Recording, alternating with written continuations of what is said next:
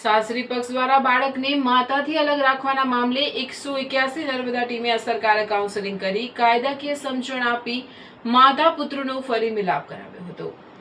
નર્મદા જિલ્લાના રેડિયાપાડા તાલુકાના એક ગામમાંથી 181 અભ્યમ મહિલા હેલ્પલાઇન પર એક મહિલાનો કોલ પ્રાપ્ત થયો હતો। મહિલાએ જણાવેલ કે તેઓ થોડા દિવસ માટે પિયર જવા માંગતા, પરંતુ સાસરી પક્ષ દ્વારા તેમના 10 મહિનાના બાળકને પોતાની પાસે રાખી માતાના બાળક આપવાનો ઇનકાર કરવામાં આવી રહ્યો હતો। બાળકથી દૂર થતા મહિલાએ વ્યથિત થઈ 181 નર્મદા ટીમ પાસે મદદ માંગી હતી। કોલ મળતા જ 181 નર્મદા ટીમ તાત્કાલિક ઘટનાસ્થળે પહોંચી હતી અને બંને પક્ષ સાથે વાતચીત કરી પરિસ્થિતિને શાંતિપૂર્ણ રીતે સમજાવવાનો પ્રયાસ કર્યો હતો।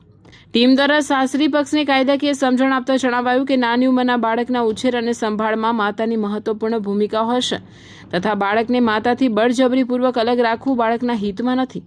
ઉપરાંત બાળકના કબજા અને સંભાળ બાબતે કાયદાકીય રીતે માતાના હકો અંગે પણ સમજણ આપવામાં આવી હતી। ટીમ દ્વારા મહિલાના પતિ અને સાસુને વિગતવાર સમજાવટ અને સલાહ સૂચન આપવામાં આવ્યા હતા। અસરકારક કાઉન્સેલિંગ બાદ સામે પક્ષ પોતાની ભૂલ સમજી ગયો અને બાળક માતાને પરત સોંપવામાં આવ્યું। બાળકને ફરીથી પોતાની પાસે મેળવી મહિલામાં માતૃપ્રેમ છલકાયો હતો। આ સાથે 181 ટીમ દ્વારા મહિલાને પણ પારિવારિક સંબંધોને જાળવી રાખવા માટે થોડા દિવસ પિયરમાં રહી બાદમાં સાસરીમાં પરત જવા અંગે સમજણ આપવામાં આવી હતી।